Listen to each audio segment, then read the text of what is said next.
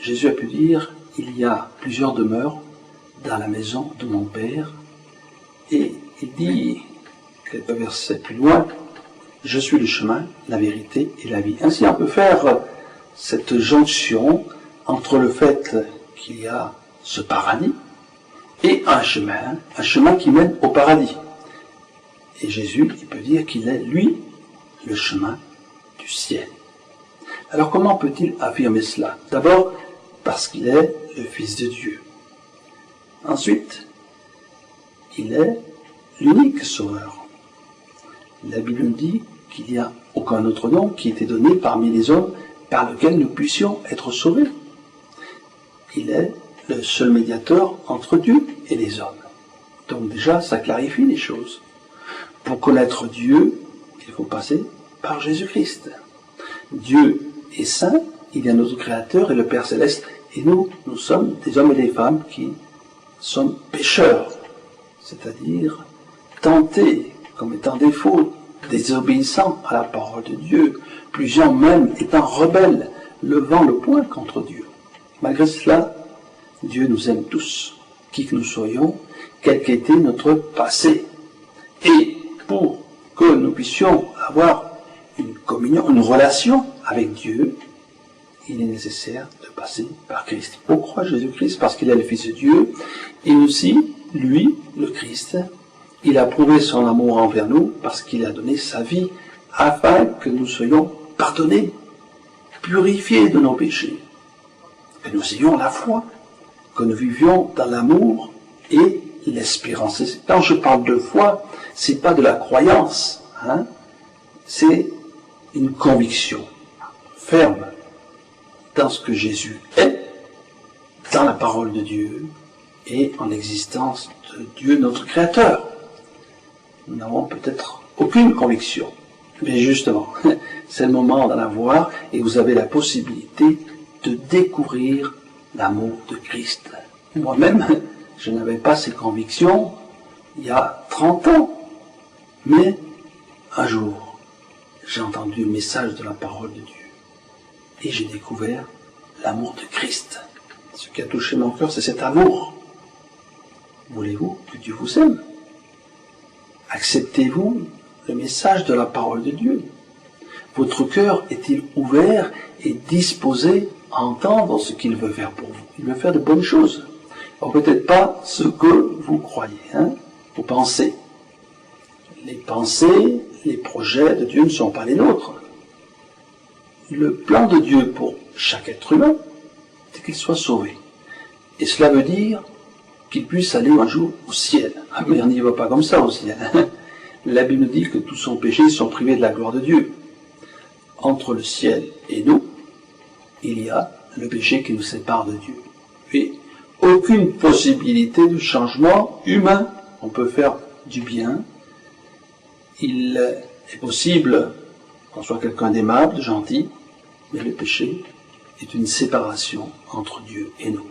Et c'est pour cela que Jésus-Christ est venu sur cette terre, afin de mourir pour nous, d'offrir sa vie, de verser son sang, d'accepter ses souffrances, cette injustice, de la croix, pour que nous soyons pardonnés, afin que nous puissions être réconciliés avec Dieu, que nous goûtions de son pardon, de sa paix, de sa joie, et que nous vivions une vie nouvelle, non pas une amélioration, mais une transformation. Oui, c'est cela l'évangile. Transformation. Changement de mentalité. Certes, nous restons des chrétiens, des personnes tout à fait communes. Nous vivons dans une société, nous ne sommes pas extravagants, nous avons une famille ou un travail, et on peut dire qu'on a les pieds sur terre, mais le cœur dans le ciel. C'est ça qui est important. La Bible nous dit qu'il y a une seule foi, un seul Seigneur, un seul Sauveur, un seul médiateur, Jésus-Christ. C'est clair et net. Une foi d'une bonne conviction, d'espérance. Voilà ce qu'est le chrétien. Le chrétien, lorsqu'il découvre le Christ, sa vie change. Ses passions, elles sont petit à petit laissées de côté. Son mauvais caractère, sa méchanceté disparaisse. On dit, tiens, lui ou elle, c'est quelqu'un qui n'était pas recommandable. Regarde-le, regarde-là, comment ils sont heureux. Voyez. Et maintenant, comment ils sont aimables. Effectivement, l'amour de Dieu fait de nous des hommes et des femmes rayonnants de joie, de foi, d'amour et d'espérance. Jésus, il est donc ce chemin. Pour le prendre, il faut déjà accepter le Christ. D'autres textes des Écritures nous disent que Jésus, il est la porte. Celui qui entre par le Christ, il est sauvé. Alors la difficulté, bien sûr, vous allez me dire, Jésus, je ne le vois pas. On ne peut pas le voir. Parce qu'actuellement, Jésus est assis à la droite de Dieu. Il est dans le ciel.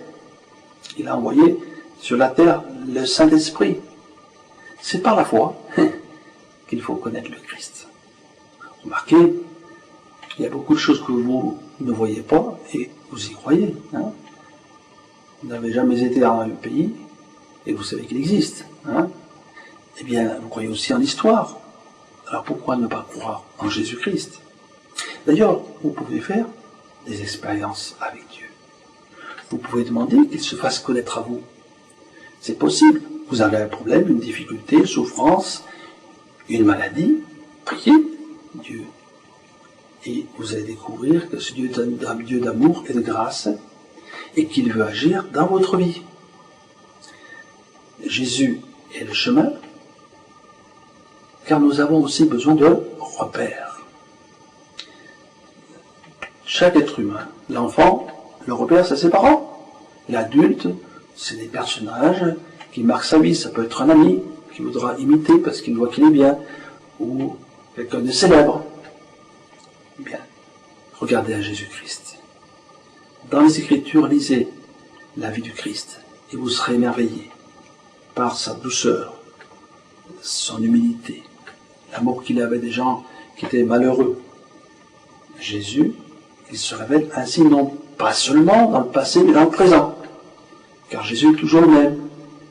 Et ce qu'il a dit il y a 50 ans, même il y a 1000 ans, et plus de 1000 ans, peut se réaliser aujourd'hui.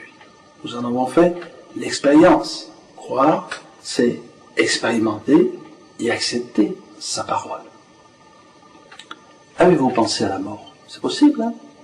C'est quelque chose qui nous inquiète un peu, disons la vérité, soyons honnêtes, surtout lorsqu'on est de plus en plus âgé, qu'on sent que la vie nous laisse, que les forces nous quittent. La mort, nous allons tous y passer. Où allez-vous aller après la mort? Il y a des solutions. Le ciel, bien sûr, que Dieu veut pour vous. Dieu veut que tous les hommes et les femmes soient sauvés. Dieu est un Dieu d'amour, mais faut-il encore accepter le Christ et sa parole? Ou l'enfer, les tourments, les regrets de ne pas avoir accepté cet évangile de grâce. Voilà les deux directions opposées qui se présentent à vous. Et c'est un choix qu'il faut faire. Dieu ne fera pas la pression sur vous, n'ayez crainte. Il vous dit les choses simplement, avec amour. Réfléchissez. Qu'est-ce qui vous coûte d'accepter le Christ? Peut-être de l'incompréhension autour de vous, c'est vrai. Mais après tout, lorsque chacun d'entre nous quittera cette terre, nous comparaîtrons individuellement devant Dieu. Il n'y aura pas nos amis, nos connaissances autour de nous. Qu'allons-nous dire au Seigneur si nous refusons son salut? Nous ne pourrons pas répondre là-dessus. Alors que Dieu veut nous sauver, qu'il désire transformer notre vie, qu'il veut pour nous le meilleur, qu'il a des plans de bonheur, d'espérance pour chacun d'entre nous. Si nous refusons, ça sera terrible. C'est encore un jour où vous pouvez dire oui à Jésus-Christ. C'est simple. Il faut dire oui. Oui Seigneur, je t'accepte. Ta parole est bonne. Je veux être un chrétien, un enfant du Seigneur et marcher dans tes voies. Jésus, tu es le Sauveur, tu es mort pour mes péchés, mais maintenant je désire que tu sois le Seigneur, celui qui conduise ma vie. N'est-ce pas merveilleux de savoir que Dieu connaît notre existence et qu'il veut nous permettre d'aller plus loin